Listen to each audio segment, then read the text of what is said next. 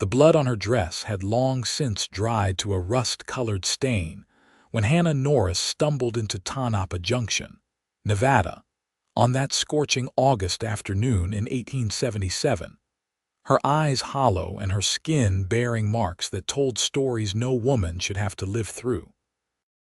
The town sat in a valley surrounded by sagebrush and rocky hills, a place where miners and ranchers crossed paths and where secrets could hide in plain sight. Hannah had walked the last 5 miles after her horse went lame, and every step felt like dragging chains.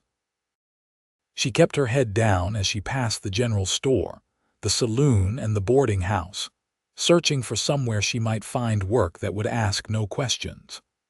Her sleeves covered most of the scars, but the ones on her neck crept up past her collar, and she knew people would stare.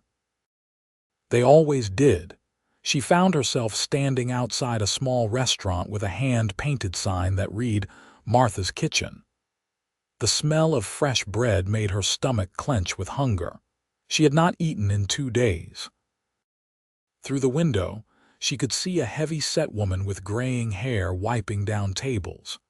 Hannah pushed the door open, and a small bell chimed above her head. The woman looked up and studied Hannah with sharp eyes that seemed to take in everything at once. "Help you?"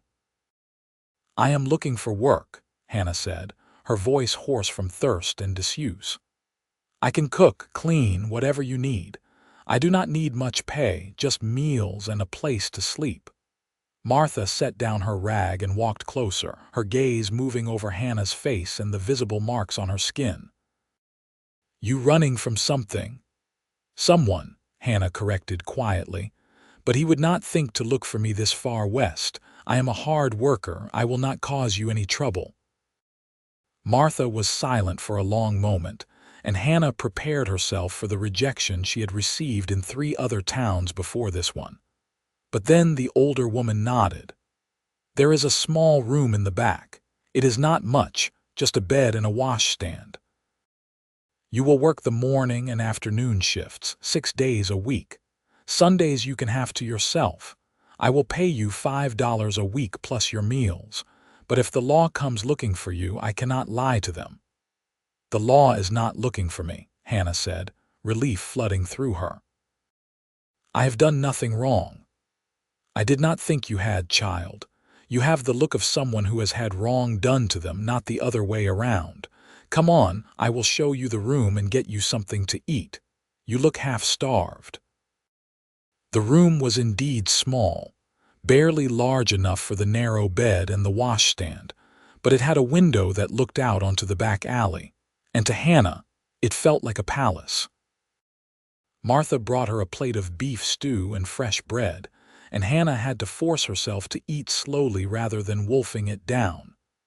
"You will start tomorrow morning," Martha said from the doorway. "Be up by 5. We open at 6, and the miners come in early wanting their breakfast before they head to the diggings." "Thank you," Hannah whispered. "You do not know what this means to me." "I think I have some idea," Martha replied. "Get some rest. You look like you need it." Hannah slept that night in a real bed for the first time in weeks, and though nightmares still found her, she woke feeling more secure than she had since she fled her hometown of St. Louis 6 months ago. The scars on her arms and shoulders throbbed with phantom pain, reminders of the man she had once been foolish enough to marry, the man who believed he owned her body and soul. She was up before dawn, splashing cold water on her face and braiding her dark hair into a tight plait. She pulled on the cleanest of her 2 dresses, a faded blue calico that had seen better days, and made her way into the kitchen. Martha was already there, stoking the fire in the big iron stove. "Good, you are prompt," Martha said. "Can you make biscuits?" "Yes, madam." "Then get started. We will need 6 dozen at least. And there is bacon that needs frying and eggs to scramble. Coffee should be ready in about 10 minutes. Hannah fell into the rhythm of work with gratitude. Her hands knew what to do, and the familiar tasks kept her mind from wandering to dark places. By the time they opened the doors, The smell of coffee and frying bacon filled the small restaurant, and men began filing in, their boots heavy on the wooden floor. She kept her head down as she served them, taking orders and delivering plates without making eye contact. Most of them paid her no mind, too focused on their food and their conversations about silver strikes and claim disputes. But she felt eyes on her occasionally, and she knew some of them were noticing the scars. It was near the end of the breakfast rush when he walked in. Hannah was refilling coffee cups and did not look up at first, just heard Martha greet him. "Morning, Ethan. Usual spot?" "Yes, madam," came a deep voice, quiet and polite. Hannah glanced over and saw a tall man removing his hat as he slid into a booth by the window. He had dark hair that curled slightly at his collar and a lean, weathered face that spoke of long days in the sun. He wore dusty work clothes and had a red bandana tied around his neck.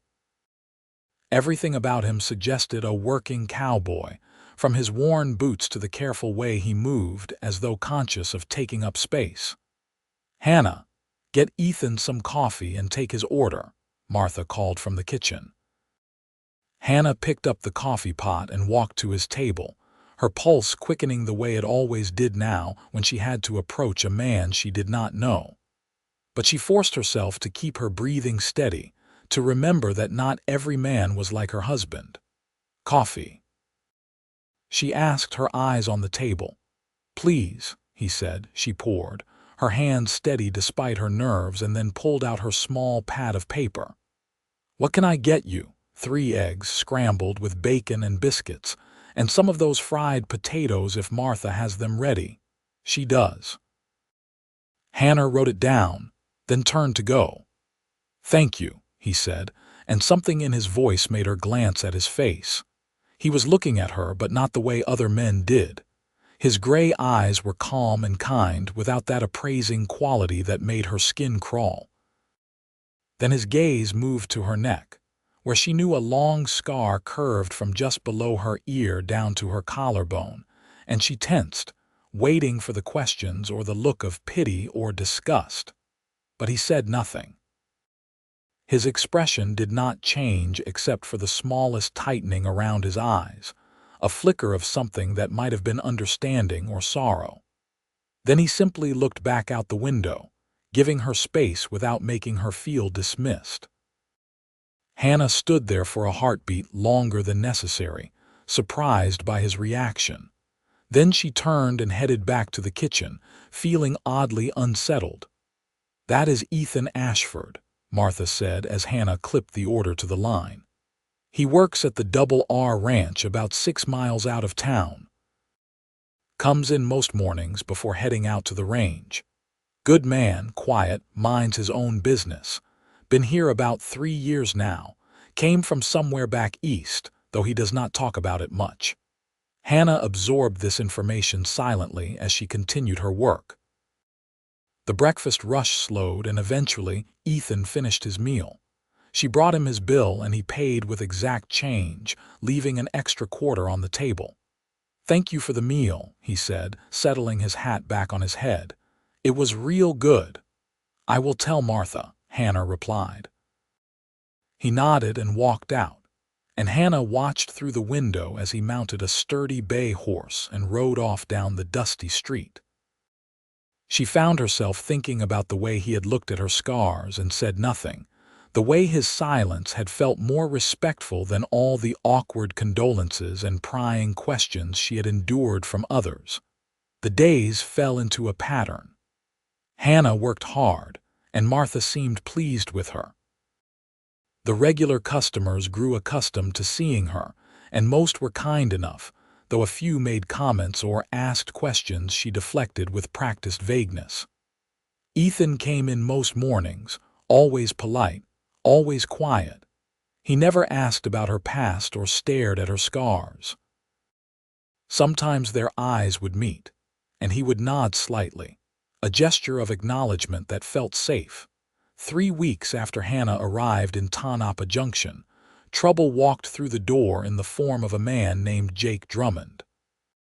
He was a prospector who spent more time drinking than digging, and he had a mean streak that came out when he had whiskey in him. Hannah was wiping down tables after the lunch crowd when he grabbed her wrist. "Hey there, darling," he slurred. "Why do not you come sit with me for a spell?" Hannah's heart hammered in her chest, but she kept her voice level. "I am working, sir. Please let go of me."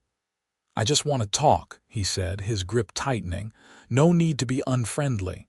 The lady asked you to let go." The voice came from behind Hannah, and she turned to see Ethan standing there. He must have just come in. His face was calm, but there was steel in his eyes. "This is not your concern, Cowboy," Jake said, but he released Hannah's wrist. "I am making it my concern," Ethan replied. "You need to leave." Jake stood up, swaying slightly. He was bigger than Ethan, thicker through the chest and shoulders, and he clearly thought he could intimidate the younger man. "Who is going to make me?" "I will," Martha said, emerging from the kitchen with a shotgun in her hands. "And you know I mean it," Jake Drummond. "You are banned from this establishment. Get out." Jake looked between Martha, Ethan, and Hannah, his face flushing with anger and embarrassment.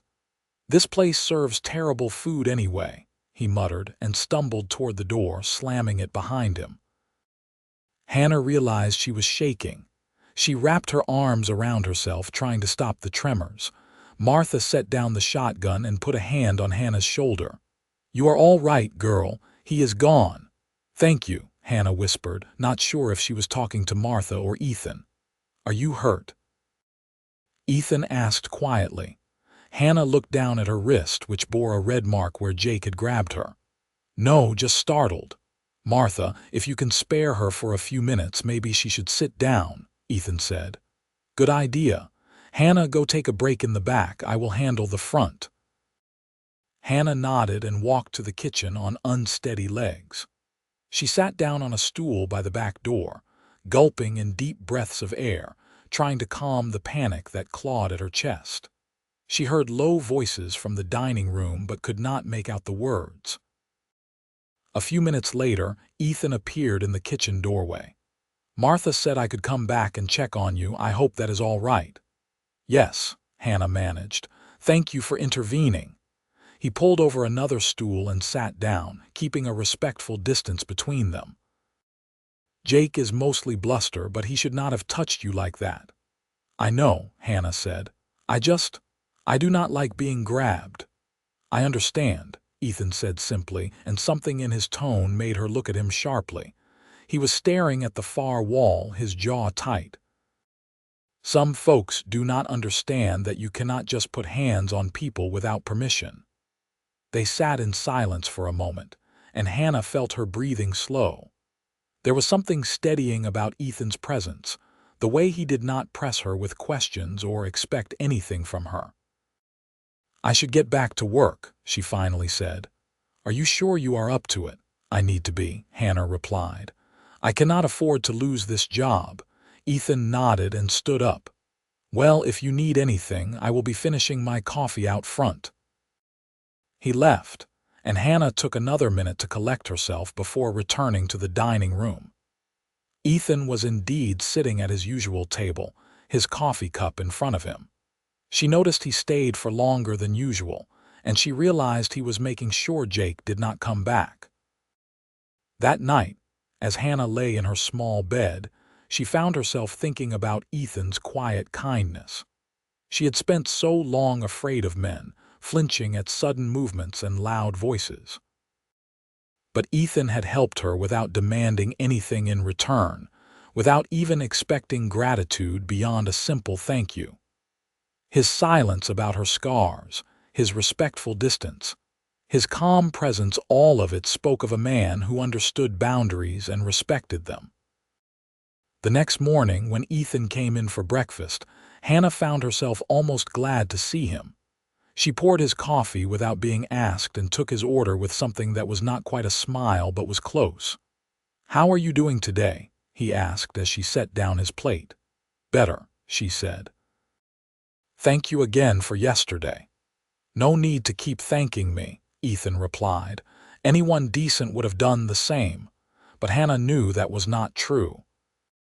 She had learned the hard way that many men thought they had a right to a woman's time and attention, and not all of them intervened when they saw another man crossing lines. As the weeks passed, Hannah and Ethan developed an easy rapport. Their conversations were never long. She was always busy with work, but they fell into a comfortable pattern. He would ask how her day was going. She would ask about the ranch. He told her about the cattle drives and the hard work of keeping the fences mended. She told him about the interesting characters who came into the restaurant and about Martha's gruff kindness. One morning in late September, Ethan came in looking troubled. Hannah poured his coffee and waited, sensing he had something on his mind. "I heard something yesterday," he said quietly. "There is a man been asking around town about a woman fitting your description. Says he is looking for his wife." Hannah's blood went cold.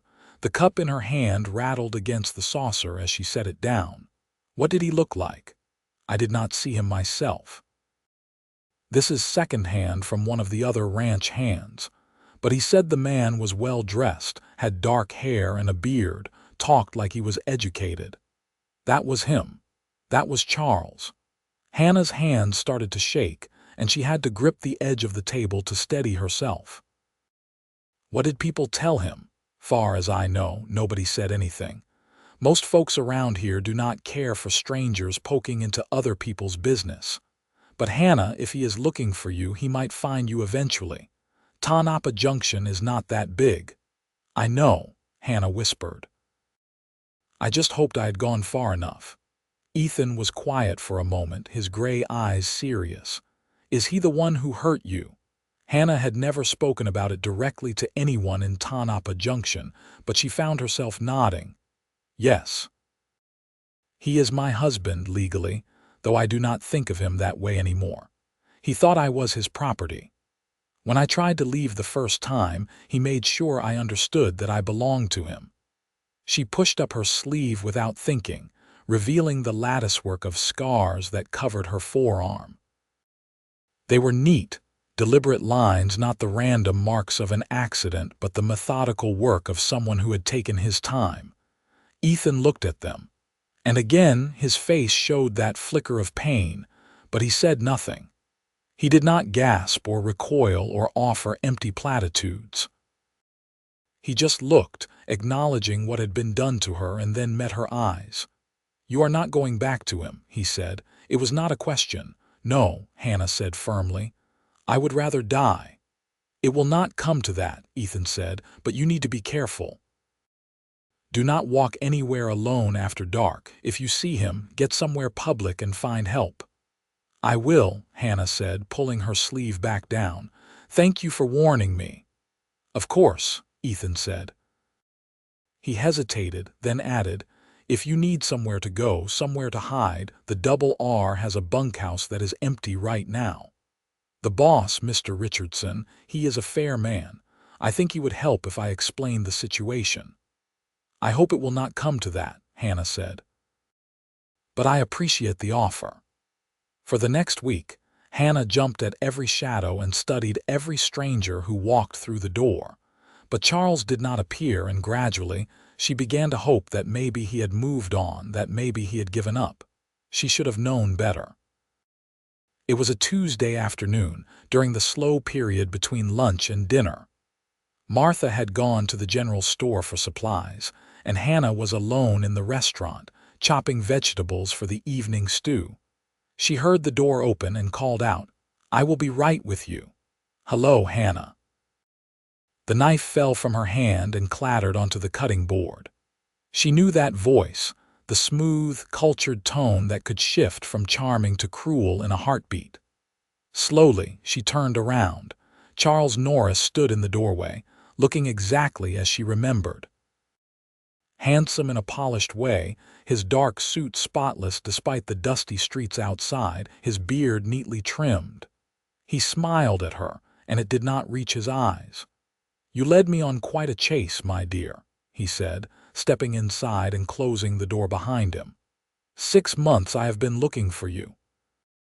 Do you have any idea how much time and money you have cost me? Stay away from me, Hannah said, hating how her voice shook.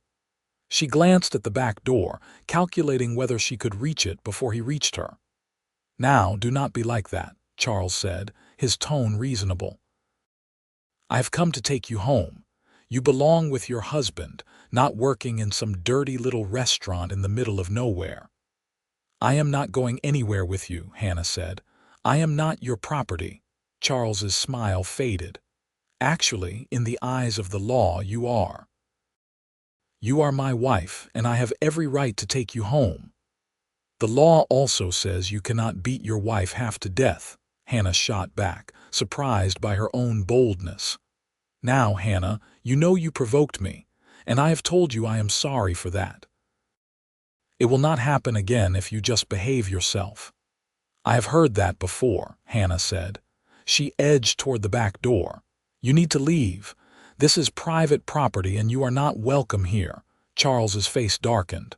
I am not leaving without you. We are leaving together right now and you will stop making a scene. I have a train to catch. I said no. Hannah was almost to the door now. Her heart pounded so hard she thought it might burst from her chest. Charles moved fast, crossing the space between them in a few long strides. He grabbed her arm, his fingers digging into the old scars, and Hannah cried out. You do not tell me no, he hissed. I am your husband, and you will do as I say. Hannah tried to pull away, but his grip was iron. She opened her mouth to scream, and he raised his other hand as if to strike her. She flinched, old instincts taking over, expecting the blow. It never came. The door flew open with such force that it banged against the wall. Ethan stood in the doorway, his face set in hard lines. Let her go. Charles turned, still holding Hannah's arm. This is a private matter between a man and his wife. Leave us. I said let her go. Ethan's voice was deadly quiet. Who are you to interfere? Charles demanded. I am someone who does not hold with men hurting women, Ethan replied. He stepped inside, and Hannah could see the tension in every line of his body. You are going to release her arm, and then you are going to walk out that door and leave Tonopah Junction. And if you ever come back, you will answer to me. Charles laughed, a sharp, ugly sound. You are just some cowboy. I am an attorney.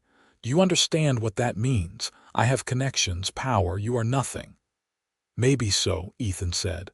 But right now, I am the one telling you to let her go, and I am not going to ask again. Something in Ethan's tone must have gotten through, because Charles released Hannah's arm with a shove that sent her stumbling back against the counter. She caught herself and stood there, rubbing the sore spot where his fingers had dug in. You are making a mistake, Charles said to Ethan.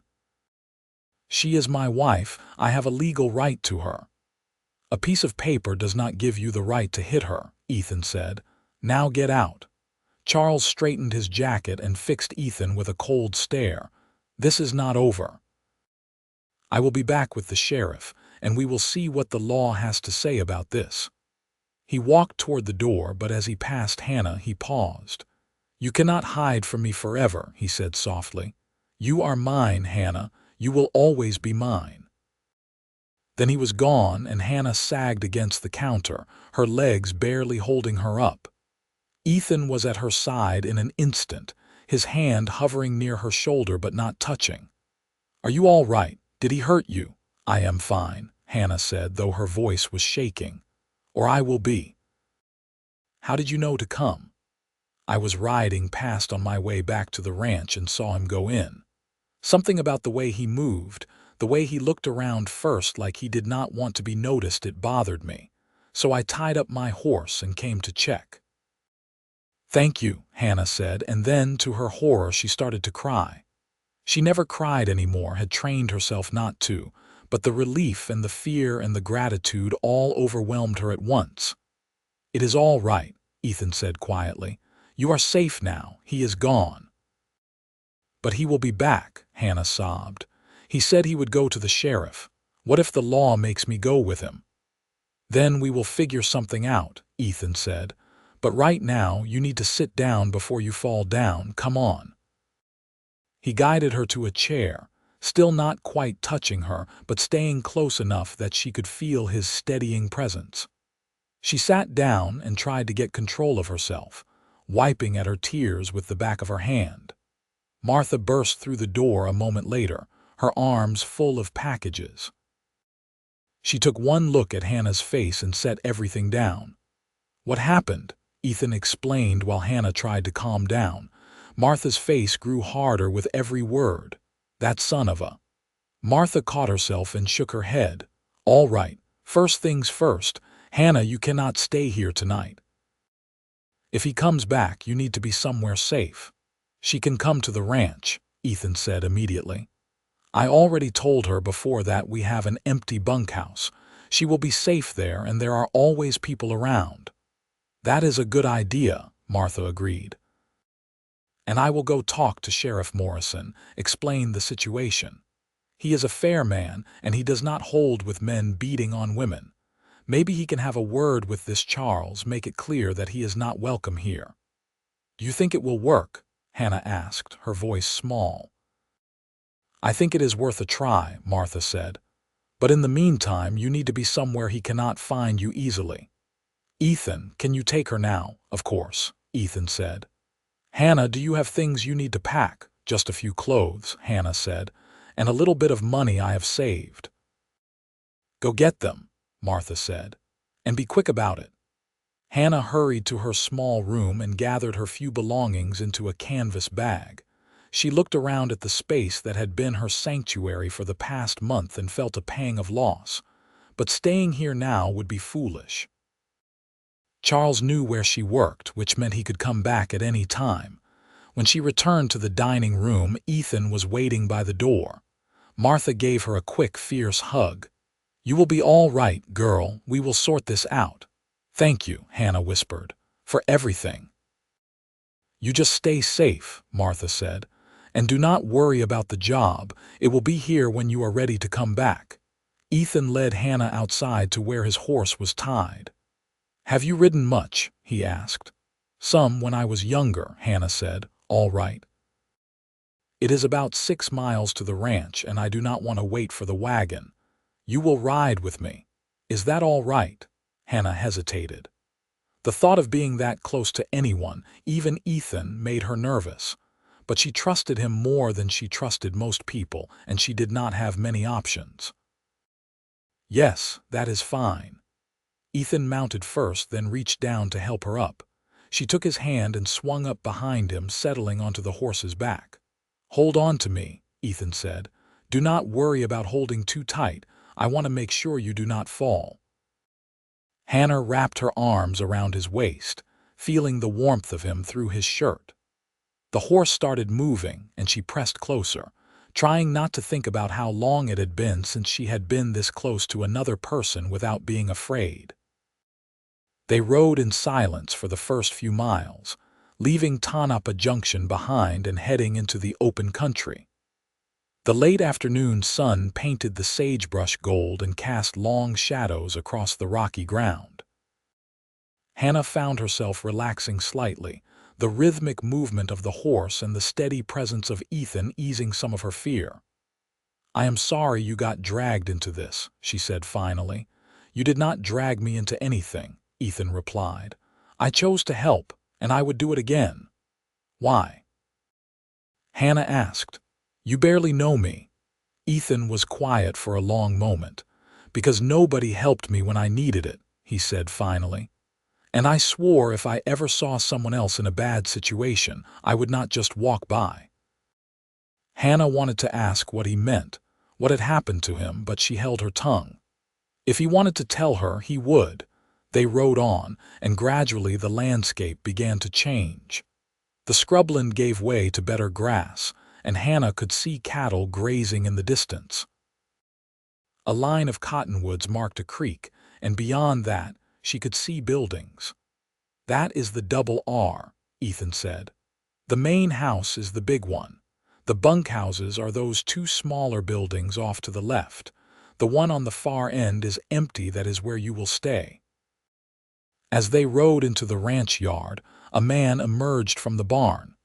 He was older, perhaps in his 50s, with graying hair and a weathered face. He watched them approach with curiosity. Ethan dismounted and then helped Hannah down. "Mr. Richardson, this is Hannah Norris." "Hannah, this is my boss, James Richardson. He owns the Double R." "Pleased to meet you, Miss Norris," James said, tipping his hat. Then he looked at Ethan. "What is this about, Ethan?" "Sir, I need to ask a favor. Miss Norris is in a difficult situation, and she needs a safe place to stay for a while. I was hoping she could use the empty bunkhouse." James studied Hannah with shrewd eyes. She could tell he was taking in her worn dress, the scars on her neck, the frightened look she probably could not quite hide. "What kind of difficult situation?" Ethan glanced at Hannah, and she gave a small nod. If she was going to ask for help, these people deserved to know why. "Her husband is an abusive man," Ethan said bluntly. "He tracked her down to Tonopah Junction today and tried to force her to go back with him. She needs somewhere he cannot find her easily, somewhere safe." James's expression hardened. "I see. Well, we cannot have that." "Of course you can stay here, Miss Norris. The bunkhouse has not been used since our last hired man moved on, but it should be clean enough. You are welcome to stay as long as you need." "Thank you," Hannah said, relief washing over her. "I can work to earn my keep. I am good with cooking and cleaning, and I can sew." "We will work something out," James said. "For now, let's get you settled. Ethan, show her to the bunkhouse. Then come find me, we need to talk about this husband of hers."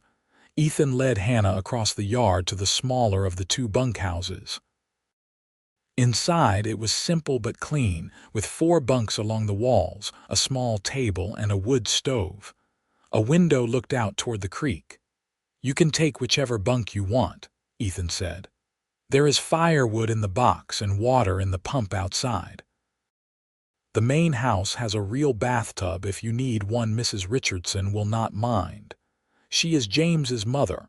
She lives in the house and does most of the cooking for the ranch hands." "This is wonderful," Hannah said, setting her bag down on the nearest bunk. "Really, I cannot thank you enough." "You do not have to thank me," Ethan said. "I am just glad you will be safe here." He hesitated, then added, "I should warn you, there are 5 other hands who work here besides me. They are all good men, but I know you might be uncomfortable around so many strangers. If any of them give you trouble, you tell me right away." "I will," Hannah promised. "And if your husband somehow finds out you are here and shows up, you get inside the main house and stay there. Mr. Richardson keeps a rifle by the door, and old Mrs. Richardson is a better shot than most men I know." Despite everything, Hannah felt a small smile tug at her lips. "Noted," Ethan smiled back, and it transformed his face, making him look younger. "All right, I will let you get settled. Come up to the main house around 6 for supper. Mrs. Richardson always makes plenty, and she will want to meet you." After he left, Hannah sat down on the bunk and let out a long, shaky breath. She was safe, at least for now. She had a place to stay and people willing to help her. It was more than she had dared to hope for when she fled St. Louis all those months ago. That evening, she made her way to the main house, nervous about meeting more new people. Mrs. Richardson turned out to be a tiny woman in her 70s with sharp blue eyes and a no-nonsense manner. She took one look at Hannah and pointed to a chair. "Sit down, girl. You look like you are about to bolt. Ethan told us what happened.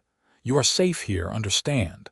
Any man who hits a woman is no man at all, husband or not." The other ranch hands filtered in as Mrs. Richardson served up a hearty meal of roast beef, potatoes, and greens. They were curious about Hannah but polite, tipping their hats and murmuring greetings before focusing on their food. Hannah sat next to Ethan and ate quietly, listening to the conversation flow around her. She learned that the Double R had been in the Richardson family for 20 years, since James's father first claimed the land. They ran about 200 head of cattle and sold beef to the mining camps and towns in the area. It was hard work but honest, and James treated his men fairly. After supper, Ethan walked her back to the bunkhouse. The sun was setting, painting the sky in shades of orange and pink. "How are you doing?" he asked. "Better," Hannah said. "Everyone has been very kind." "They are good people," Ethan said. "You will be safe here, Hannah, I promise." She looked up at him, this quiet man who had appeared in her life like an answer to a prayer she had been too afraid to voice. "Why are you doing all this for me?" Ethan looked out at the darkening horizon. "I told you before, nobody helped me when I needed it, but there is more to it than that." He paused, seeming to gather his thoughts. "I know what it is like to feel trapped, to have someone hurt you and feel like there is no way out. My father was a hard man, believed in keeping his family in line with his fists. I took a lot of beatings before I was big enough to fight back. When I finally left home, I swore I would never be like him, and I would never stand by and watch someone else suffer the way my mother and I did." Hannah's heart ached for the boy he had been, for the pain in his voice even now. "I am sorry you went through that." "It was a long time ago," Ethan said. "But it taught me something important. It taught me that silence can be just as powerful as words, sometimes more so. When I saw your scars, I did not need to ask what happened. I knew. And I figured the last thing you needed was someone making you talk about it before you were ready." "You were right," Hannah said softly. "Thank you for understanding that." They stood there in the gathering dark, and Hannah felt something shift inside her. For the first time since Charles had started hurting her, she felt like maybe she could trust someone again. Maybe she could let someone see the broken parts of her and not be judged for them. "I should let you get some rest," Ethan said finally. "But if you need anything, I am in the other bunkhouse. Just knock." "I will," Hannah said. "Good night, Ethan." "Good night, Hannah." The next few days fell into a new routine. Hannah helped Mrs. Richardson with the cooking and cleaning, grateful to have something to do. The older woman was brisk but kind, and she seemed to understand that Hannah needed to feel useful. In the evenings, Hannah would sit on the porch of her bunkhouse and watch the sunset, feeling a peace she had not known in years. Ethan checked on her regularly, always respectful, never intrusive. They would talk about small things: the weather, the horses, the vast Nevada sky. Gradually, Hannah found herself looking forward to these conversations, to the easy way they fell into step beside each other. On the fourth day, James Richardson rode into town to speak with the sheriff. When he returned, he sought out Hannah and Ethan. "I talked to Sheriff Morrison," James said. "He is aware of the situation now. He had a conversation with your husband, Miss Norris. Apparently, Mr. Norris claimed you were confused, that he never hurt you and just wants to take you home where you belong." Hannah's stomach sank.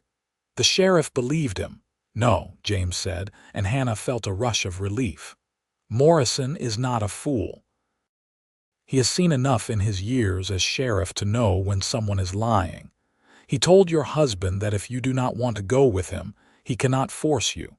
He also suggested strongly that Mr. Norris leave Tonopah Junction and not come back. Will he listen?" Hannah asked. "Hard to say," James admitted. "But Morrison is keeping an eye on him. If he tries anything, the sheriff will know about it." Hannah nodded, trying to feel reassured. But she knew Charles. He did not like being told no, and he did not give up easily. 2 more days passed. Hannah began to hope that maybe Charles really had left, that maybe the sheriff's warning had been enough. She was helping Mrs. Richardson make bread when Ethan came into the kitchen, his face grim. "Your husband is on his way here," he said without preamble. "One of the hands saw him riding this direction. He is about a mile out." Hannah's hands started shaking. "What should I do?" "Get into the back room and stay there," Mrs. Richardson said, wiping flour from her hands. James is in the barn. Ethan, go get him. We will handle this. Ethan nodded and ran out. Hannah stood frozen for a moment, then Mrs. Richardson took her by the shoulders. Go on, girl. We will not let him take you. Hannah retreated to the back room, which was Mrs. Richardson's bedroom. She could hear voices outside James, Ethan, and the other ranch hands gathering in the yard. Then she heard hoofbeats and Charles's voice, smooth and reasonable. Good afternoon, gentlemen. I am looking for my wife, Hannah Norris. I have reason to believe she is here. She might be, James said. But if she is, she does not want to see you. I am afraid that is not your decision to make, Charles replied. She is my wife and I have every right to speak with her. You have no rights here, Ethan said, his voice hard. This is private property and you are not welcome. Turn your horse around and leave. I am not leaving without my wife, Charles said, and Hannah heard him dismount. Now I can go to the law if I need to, but I would prefer to handle this quietly.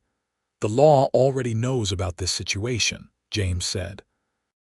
Sheriff Morrison made it clear that Miss Norris does not have to go with you if she does not want to. Sheriff Morrison oversteps his authority, Charles said coldly. Hannah is my wife. She has a duty to return home with me. Her duty is to herself, Ethan said. And she has chosen to stay here. Respect that and leave. There was a moment of tense silence. Hannah pressed her back against the wall, her heart racing. She heard footsteps on the porch and then Charles's voice, much closer now. Hannah, I know you are in there. Come out and talk to me. I promise I am not angry. I just want to take you home where you belong. Hannah closed her eyes, fighting the urge to obey. Years of conditioning told her to do what her husband said to avoid making him angry. But she had come too far to give up now. Hannah, do not make me come in there and get you, Charles called, and now there was an edge to his voice, the threat beneath the reasonable tone.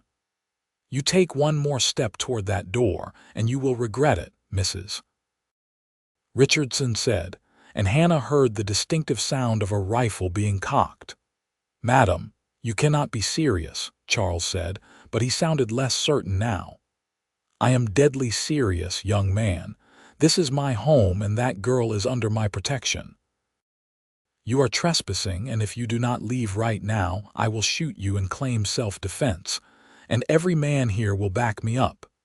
You are all insane, Charles said. Hannah heard him step off the porch. This is not over.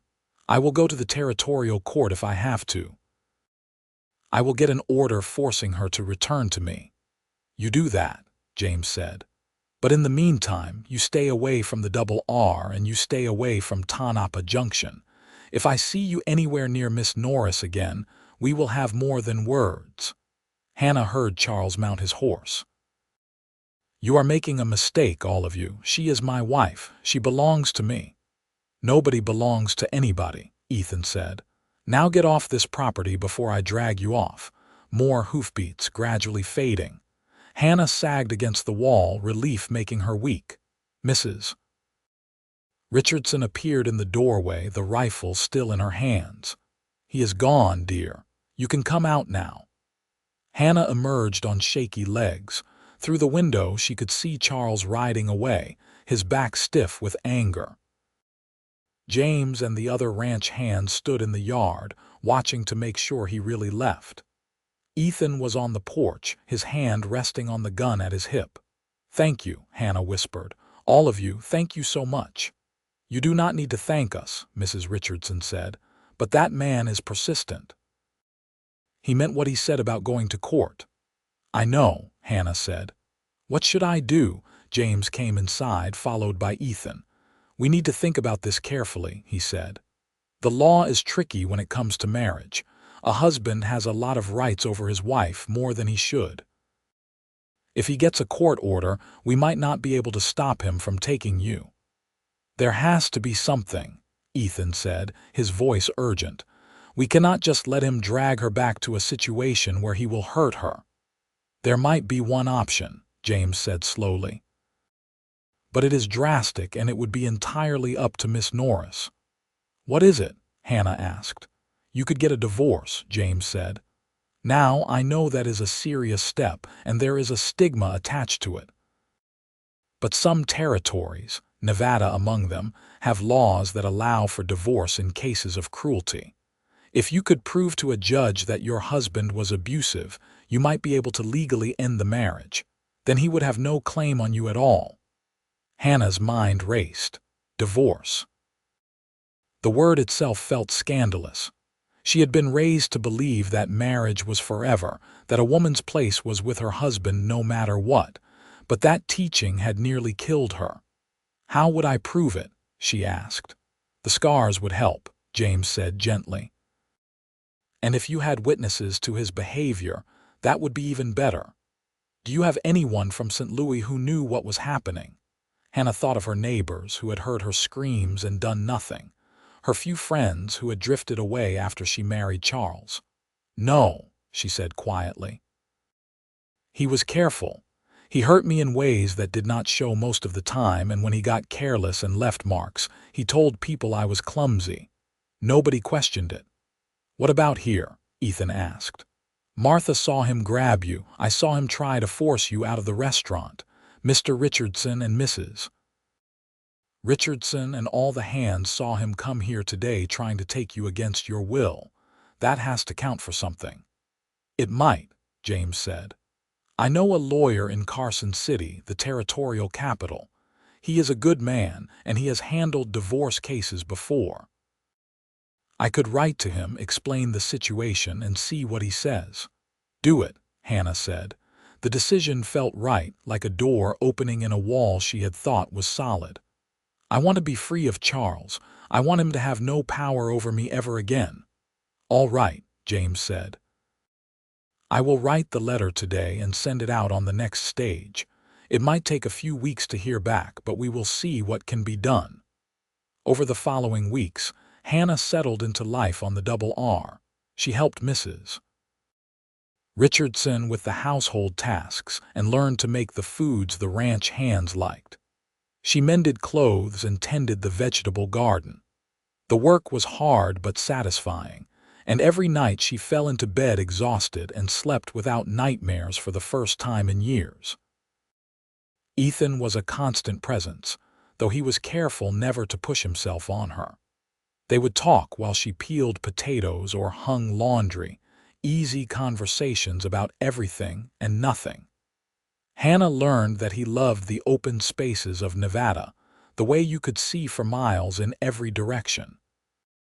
He told her about growing up in Pennsylvania, about finally breaking free from his father's house when he was 18 and drifting west, looking for a place where he could breathe. "Did you ever see your mother again?" Hannah asked one evening as they sat on the porch of the bunkhouse, watching the stars come out. "No," Ethan said quietly. "She died before I left. My father said it was pneumonia, but I think it was a broken spirit as much as anything. She just gave up." He was silent for a moment. "I have always regretted that I could not save her. I was too young, too powerless. By the time I was old enough to fight back, it was too late." Hannah reached out slowly, telegraphing her movement, and placed her hand over his where it rested on the porch railing. "You were a child. It was not your responsibility to save her, but you are saving me now, and that matters." Ethan turned his hand over, gently holding hers. "You are saving yourself, Hannah. I am just helping a little." They sat like that as the darkness deepened, hands linked, and Hannah felt something warm unfurl in her chest. She had been so afraid of men, of touch, of closeness. But with Ethan, it felt different. He never demanded anything from her. He gave her space to heal, to find her own strength, and somehow that made her want to be closer to him. The letter from the lawyer arrived 6 weeks after James had sent the inquiry. He called Hannah and Ethan into his office to discuss it. "Samuel Garrett is his name," James said, holding up the letter. "He says your case is a strong one, Miss Norris. With the testimony of witnesses to your husband's abusive behavior and the evidence of your scars, he believes a Nevada judge would grant you a divorce on the grounds of cruelty. Really?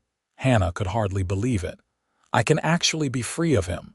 It will not be easy, James cautioned. You will need to go to Carson City to testify. Your husband will be notified of the proceedings and he will likely come to contest it.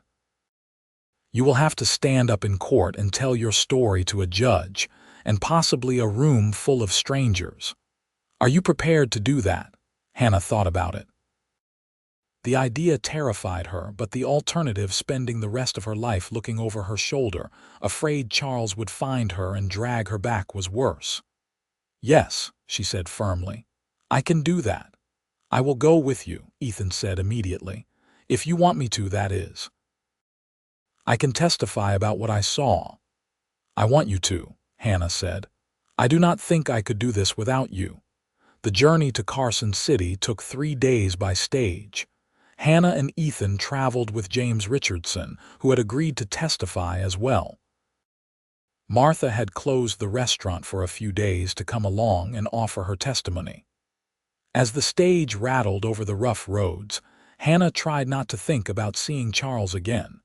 Carson City was larger than Tonopah Junction, a real city with brick buildings and paved streets. Samuel Garrett met them at the hotel, a tall man with graying hair and kind eyes behind wire-rimmed spectacles. Miss Norris, it is good to meet you, he said, shaking her hand. I have read over all the information Mr. Richardson sent, and I have spoken with the judge. Your case will be heard tomorrow morning. Are you ready? As ready as I can be, Hannah said. That night she barely slept. She kept rehearsing what she would say, how she would explain what Charles had done without falling apart.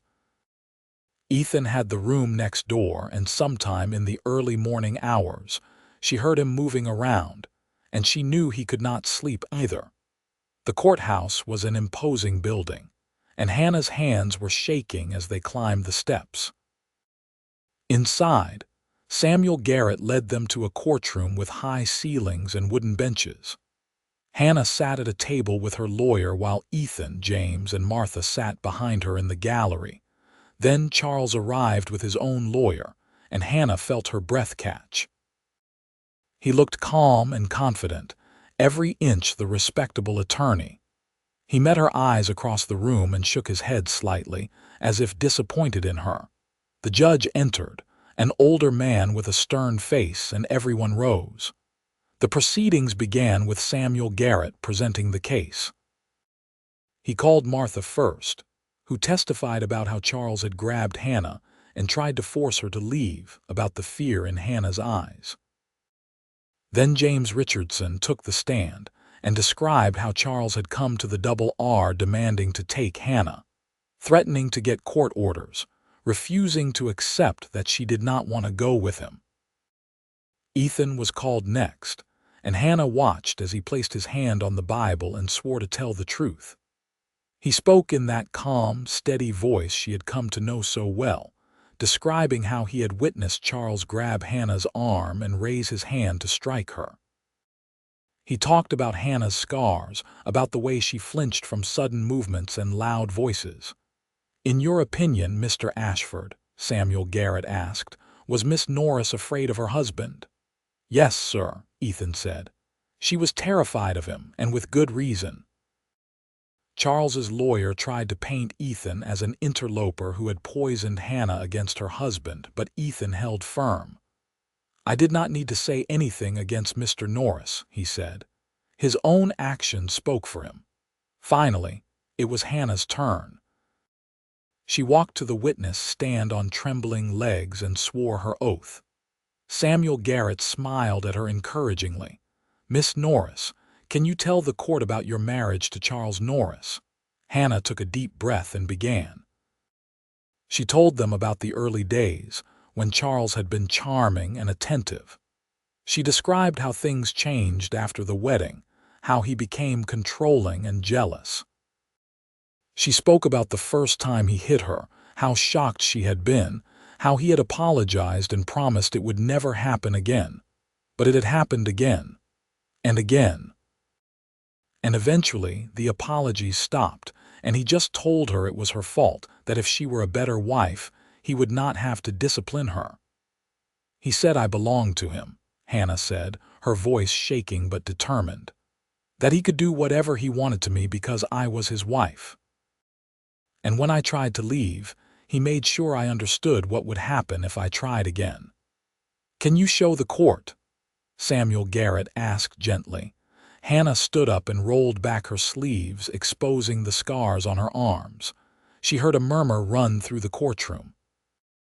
Then she unbuttoned the top buttons of her dress and pulled the collar aside, showing the long scar on her neck. He did this with a knife, she said quietly. He said if I ever tried to leave again, he would kill me. So I waited until he went away on a business trip and I ran. I have been running ever since. The judge leaned forward. Mr. Norris, you deny that you caused these injuries to your wife. Charles stood up, his face flushed. Your Honor, my wife is exaggerating. She has always been prone to dramatics. Yes, I disciplined her on occasion, as is my right as her husband, but I never meant to cause serious harm. She is simply trying to avoid her marital duties. Mr. Norris, the judge said coldly, those scars suggest something far beyond discipline. This court does not recognize a husband's right to maim his wife. Charles's lawyer tried to argue, but the judge cut him off. He called for a brief recess to consider his ruling. Hannah sat at the table, hardly daring to hope. 20 minutes later, the judge returned. I have reviewed the testimony and evidence, he said. I find that Charles Norris did indeed inflict cruel and inhumane treatment upon his wife, Hannah Norris. This court grants the petition for divorce on the grounds of cruelty. The marriage between Charles Norris and Hannah Norris is hereby dissolved. Miss Norris is free to leave this courtroom as a single woman with no legal ties to Mr. Norris. Hannah felt tears streaming down her face. Free. She was free. Samuel Garrett was congratulating her, and Martha was hugging her, and James was shaking her hand. But Hannah's eyes found Ethan in the crowd, and the smile on his face was worth more than all the rest. Charles stood up, his face twisted with rage. This is not over, he said. I will appeal. I will take this to a higher court. You are welcome to try, the judge said, but my ruling stands. And Mr. Norris, I suggest you leave Miss Norris alone from now on. If you make any attempt to contact her or harass her, I will hold you in contempt of this court. Do I make myself clear?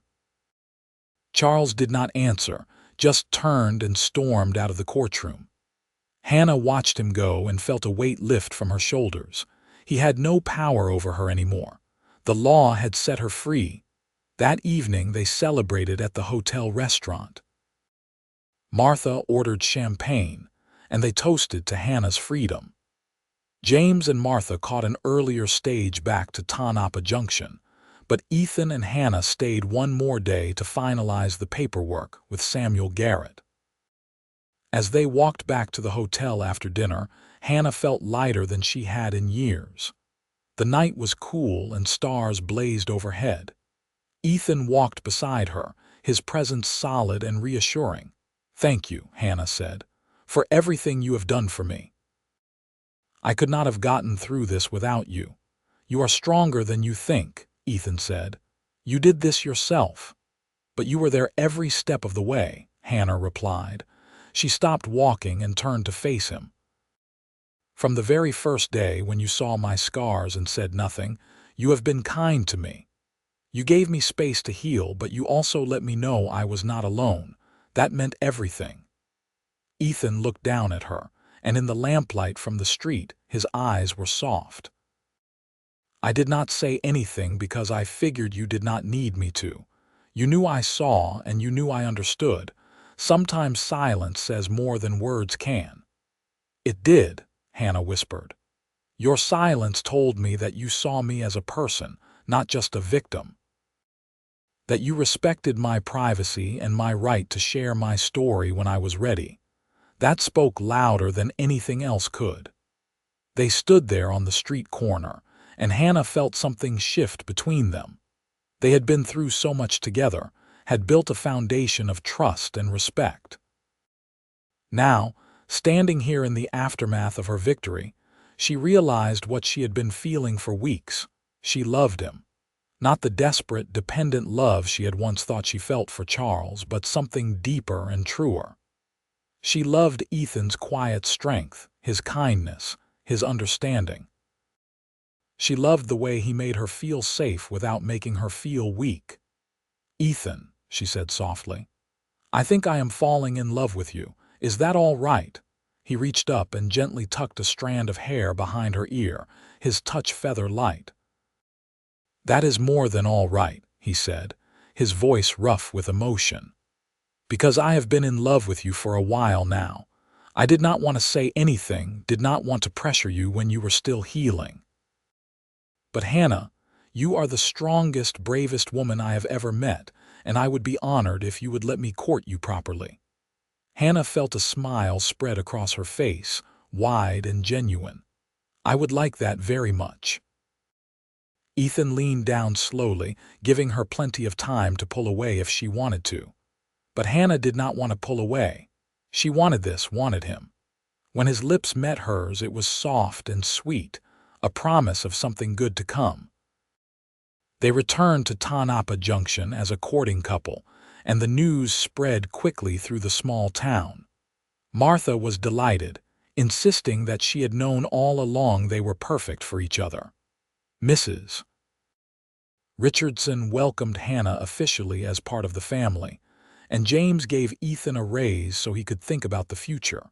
Over the following months, Hannah blossomed. The shadows that had haunted her eyes faded, replaced by laughter and light. She moved from the bunkhouse into a room in the main house at Mrs. Richardson's insistence, and she began to work with Martha again at the restaurant a few days a week. Ethan courted her with old-fashioned courtesy, taking her on picnics by the creek and teaching her to ride better.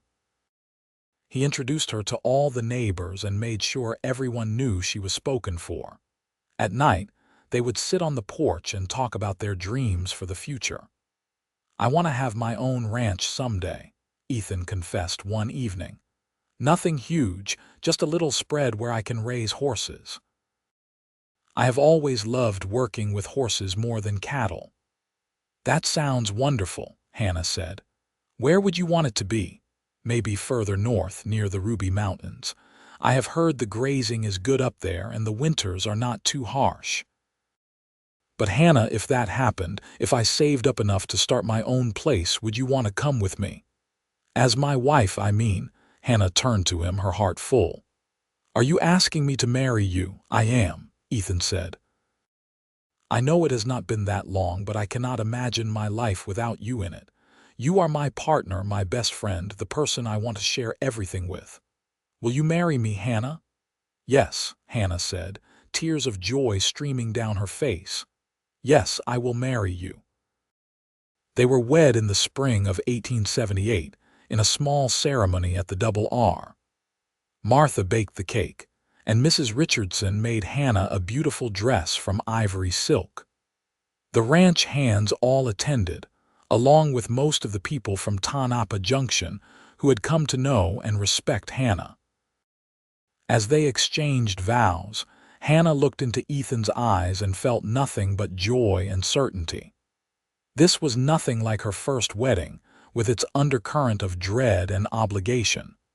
This was a choice made freely, a partnership between equals. "I love you," she whispered as he slipped the simple gold band onto her finger. "I love you too," he replied. "Always." They spent their first year of marriage saving every penny they could, working toward the dream of their own ranch. Ethan worked long hours at the Double R, and Hannah split her time between helping Martha and taking in sewing work.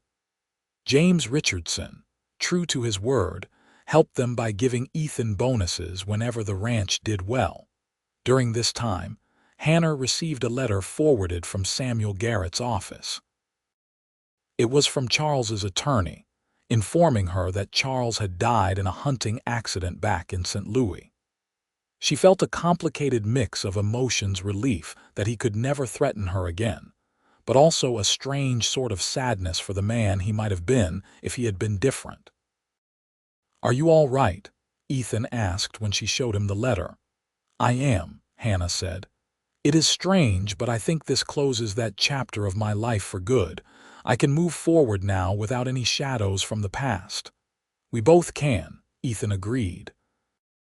By the summer of 1879, they had saved enough to make a down payment on a small property near the Ruby Mountains, just as Ethan had dreamed.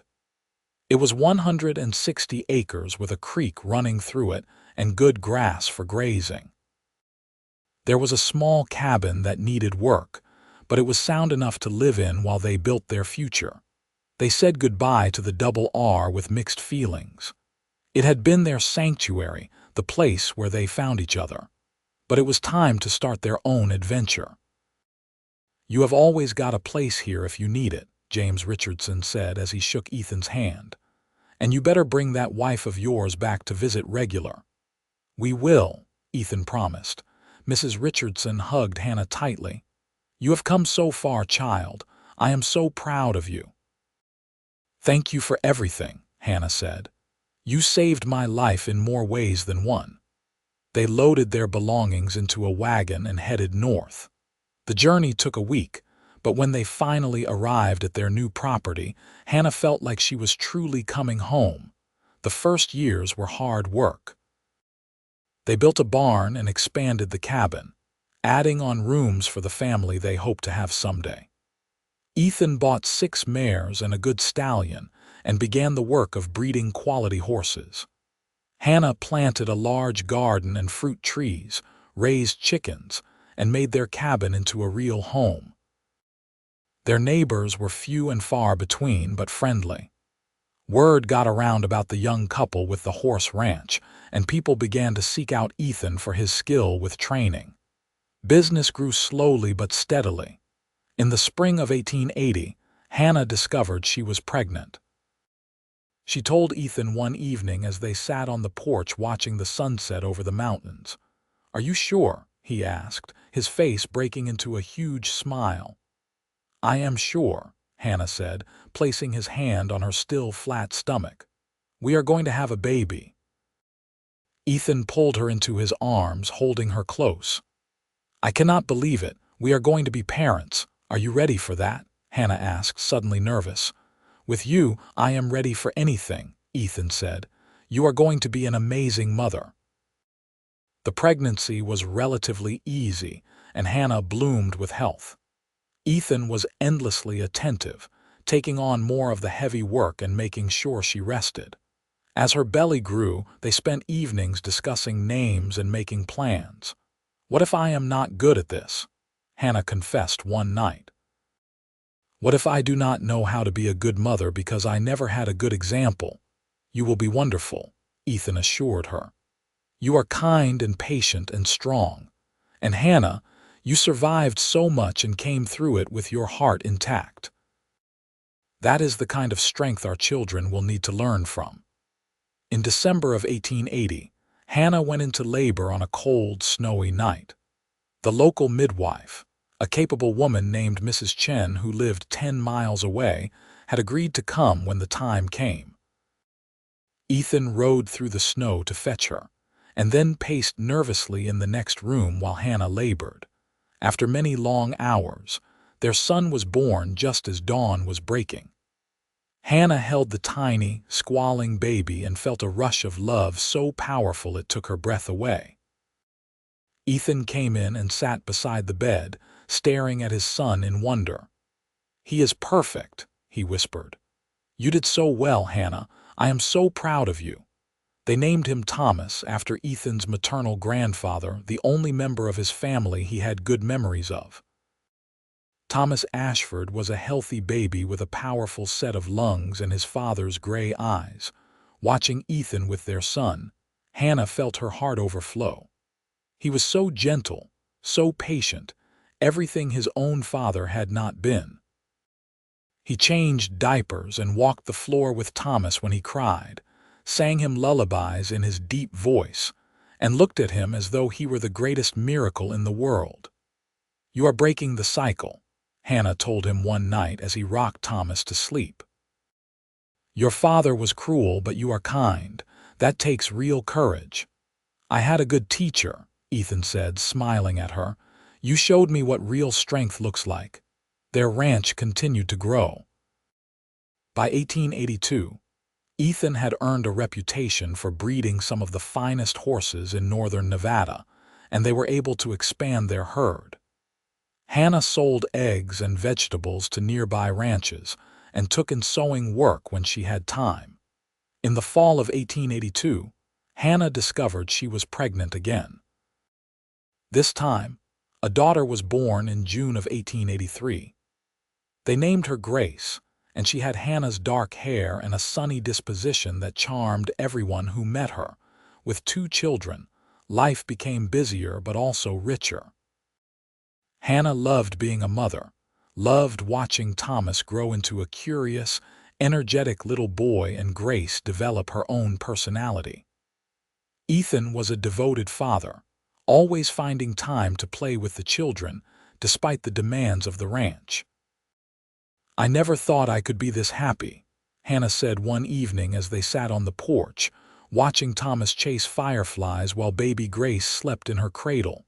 "Neither did I," Ethan replied, his arm around her shoulders. "When I met you, I just wanted to help. I did not expect to fall in love, to build a life together, to have all of this." "I am so glad you said nothing that first day," Hannah said. "If you had asked me questions or made a fuss, I might have run, but your silence gave me space to trust you." "Your silence spoke to me too," Ethan said. "You did not have to tell me your whole story for me to understand what you had been through. Sometimes the most important things do not need words."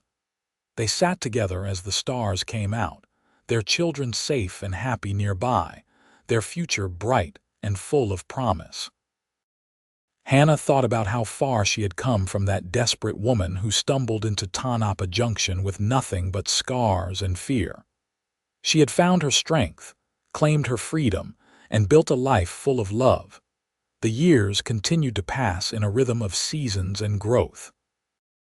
Thomas learned to ride before he was 5, showing his father's natural affinity for horses.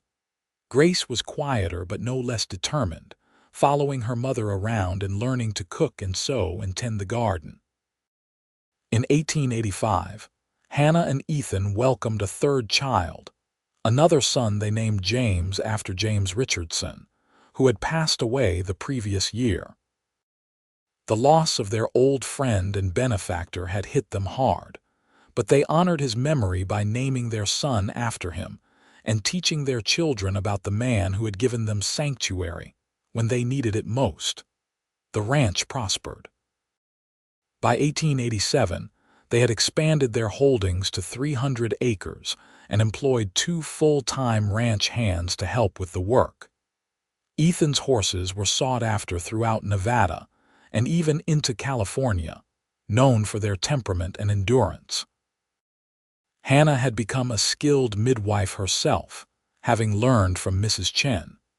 She was called upon to help with births throughout the county, and she always went when she could, remembering how important it had been to have someone kind and capable with her when her children were born. One evening in the spring of 1888, as they celebrated their 10th wedding anniversary, Ethan and Hannah sat on their porch watching the sun set over the Ruby Mountains. Their 3 children were playing in the yard, their laughter ringing through the clear air. "Can you believe it has been 10 years?" Hannah asked, leaning her head on Ethan's shoulder. "Best 10 years of my life," Ethan replied. "You know, I think about that first day I saw you in Martha's restaurant. I knew you had been hurt, but I saw something else too. I saw someone who was still fighting, still strong despite everything. That is what made me fall in love with you." "I saw something in you too," Hannah said. "I saw kindness and understanding. I saw a man who respected me, who gave me space to heal. I do not think I could have made it without you." "You would have," Ethan said. "You are one of the strongest people I know, but I am glad I got to be there with you to help in whatever small way I could." "It was not small," Hannah said. "It was everything." They watched their children play as the sky turned gold and pink. Thomas was 10 now, already helping with the horses and showing his father's gift for training. Grace at 7 was learning to ride and begging to help deliver foals. Little James at 5 was fearless, always getting into mischief, but with such a sweet nature that nobody could stay mad at him for long. "You think they understand how lucky they are?" Hannah asked. "To grow up in a home filled with love, where they never have to be afraid." "I think they know they are loved," Ethan said. "And as they get older, we will make sure they understand that not everyone is as fortunate. We will teach them to be kind, to help people who need it, to stand up for what is right." "Just like you did for me," Hannah said softly. "Just like you did for yourself," Ethan corrected. "I just gave you a safe place to land." As the stars began to appear in the darkening sky, Hannah reflected on the journey that had brought her here. She thought about the scared woman who had fled St. Louis, the desperate soul who had walked into Tonopah Junction looking for any kind of sanctuary. She thought about the scars she still carried, both visible and invisible, reminders of pain but also of survival. She thought about Ethan, the quiet cowboy who had seen those scars and said nothing, whose silence had been more healing than any words could have been. He had given her the space to find herself again, to reclaim her strength and agency. And in doing so, he had shown her what love really meant: not possession and control, but respect and partnership. Their story was not one of a man saving a helpless woman. It was the story of two wounded people finding each other and healing together, building something beautiful from the ashes of their pasts. It was a story of courage and resilience, of choosing love over fear, of creating family and home where before there had been only pain. As Hannah called the children in for dinner and Ethan banked the fire for the evening, she felt a profound sense of gratitude for the life they had built together. She was no longer defined by her scars or her past. She was a wife, a mother, a midwife, a rancher, a survivor who had become a thriver. That night, after the children were tucked into bed, Ethan and Hannah stood at the window of their bedroom, looking out at the land they had made their own. "I love you," Hannah said, the words as easy now as breathing. "I love you too," Ethan replied, pulling her close. "Always and forever." And in that moment, with the moonlight streaming through the window and the quiet sounds of their sleeping children down the hall, Hannah knew that she had finally found what she had been searching for all along. Not just safety or shelter, but home. Not just survival, but life. Not just an escape from the past, but a beautiful future filled with love and hope and endless possibility. The scars would always be there, a permanent reminder of what she had endured, but they no longer defined her.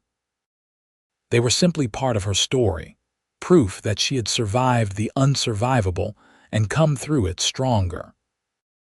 And every day, as she looked at the man who had seen those scars and said nothing, who had let his quiet understanding speak louder than any words could, she was grateful for the journey that had brought them together. Their ranch continued to thrive over the years. As Thomas grew into a young man, he took over more of the horse training, showing an even greater natural talent than his father. Grace developed a love for healing, working alongside her mother as a midwife and learning the medicinal properties of herbs and plants. Young James proved to have a head for business, helping to expand their customer base and negotiate better prices for their horses. By 1895, the Ashford Ranch was one of the most respected in northern Nevada. Ethan and Hannah, now in their 40s, looked at what they had built with pride and wonder. They had weathered droughts and harsh winters, celebrated good years and struggled through lean ones, and through it all, their love had remained steady and true. One day in late summer, an unexpected visitor arrived at the ranch. It was Martha, now quite elderly but still spry, who had decided to retire and wanted to see her old friend one more time. She stayed for a month, delighting in meeting Hannah's children and hearing about all that had transpired since those early days in Tonopah Junction. "I knew you would be all right," Martha said one evening as she and Hannah sat on the porch, watching the sunset. "From the moment you walked into my restaurant, scared and scarred but still standing, I knew you had something special inside you. And when that quiet cowboy started coming around, looking at you like you hung the moon, I knew you would both be just fine." "He did not look at me like that at first," Hannah laughed. "He barely looked at me at all." "Oh, he looked," Martha said with a knowing smile. "He just did it respectfully the way a good man should. That boy saw what you needed before you even knew yourself. That is rare, Hannah. Hold on to it." "I plan to," Hannah said, "every single day." When Martha finally returned to Tonopah Junction, Hannah and Ethan stood with their children to wave goodbye. As the wagon disappeared down the long drive, Ethan took Hannah's hand. "She is right, you know," he said, "about holding on to what we have. Every day I wake up grateful that you walked into my life." "I am grateful too," Hannah said. "For you, for our children, for this life we have built. It is more than I ever dreamed possible." Thomas married in 1897, bringing home a lovely young woman named Sarah who fit seamlessly into the family. Within a year, Hannah and Ethan became grandparents to a healthy baby girl they called Rose. Holding her first grandchild, Hannah marveled at how life continued its beautiful cycle, each generation building on the strength of the last. Grace fell in love with a doctor from Elko, a kind man who shared her passion for healing. They married in 1899, and Grace continued her midwifery work while helping her husband establish his practice.